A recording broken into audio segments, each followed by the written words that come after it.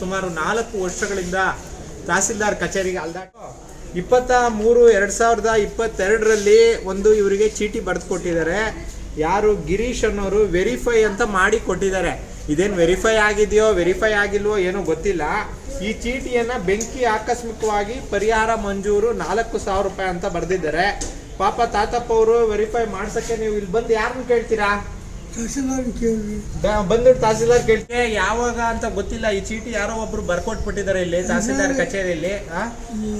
ಯಾವುದೇ ಒಂದು ಅರ್ಜಿಯನ್ನು ಕೊಟ್ಟಾದ್ಮೇಲೆ ಆ ಅರ್ಜಿ ಯಾರ ಹತ್ರ ಹೋಗುತ್ತೆ, ಹೇಗೆ ಹೋಗುತ್ತೆ, ಮತ್ತೆ ಆ ಅರ್ಜಿಯ ಏನು ಪ್ರತಿಫಲ ಏನು ಬಂದಿದೆ ಅಂತೇಳಿ ನಾವು ತಿಳ್ಕೊಳ್ಳೋಕ್ಕೆ ಸರಿಯಾದ ವ್ಯಕ್ತಿಗಳನ್ನು ನೀವು ಹೋಗಿ ಭೇಟಿ ಮಾಡಬೇಕು.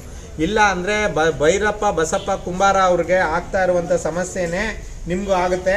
ಎಷ್ಟು ದಿನದಿಂದ ಬರ್ತಾ ಇದ್ದೀರಾ ಭೈರಪ್ಪ ಅವರೇ? ಇಲ್ಲಿಗೆ ಎಷ್ಟು ದಿನದಿಂದ ಬಂದು ಹೋಗ್ತಾ ಇದ್ದೀರಾ? ಹಾಂ, ವಾರಕ್ಕೊಂದ್ಸರಿ ಬರ್ತೀರಾ? ತಿಂಗಳಿಗೊಂದ್ಸರಿ ಬರ್ತಾ ಇದ್ದೀರಾ ಇಲ್ಲಿಗೆ? ಯಾರು ಬಾ ಅಂದಾಗ ನೀವು ಫೋನ್ ಮಾಡ್ತೀರಾ ಯಾರಿಗಾದ್ರೂ ಇಲ್ಲಿ?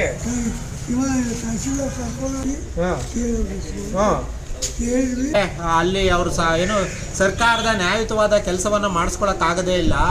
ಸರ್ಕಾರದಿಂದ ನ್ಯಾಯಯುತವಾದ ಕೆಲಸವನ್ನ ಇವ್ರಿಗೆ ಏನಾಗಬೇಕು, ಇಲ್ಲಿ ರಿಸೆಪ್ಷನ್ ಅಲ್ಲಿ ಹೋಗಿ ಕೇಳಿದ ತಕ್ಷಣ ಇಂಥರ ಬಳಿ ಹೋಗಿ ನಿಮ್ಮ ಕೆಲಸ ಆಗಬೇಕು ಅನ್ನೋ ರೀತಿಯಲ್ಲಿ ಸರ್ಕಾರದಿಂದ ಕೆಲಸಗಳಾಗಬೇಕು. ಆದರೆ ಇಂಥ ಕೆಲಸಗಳಾಗ್ತಾ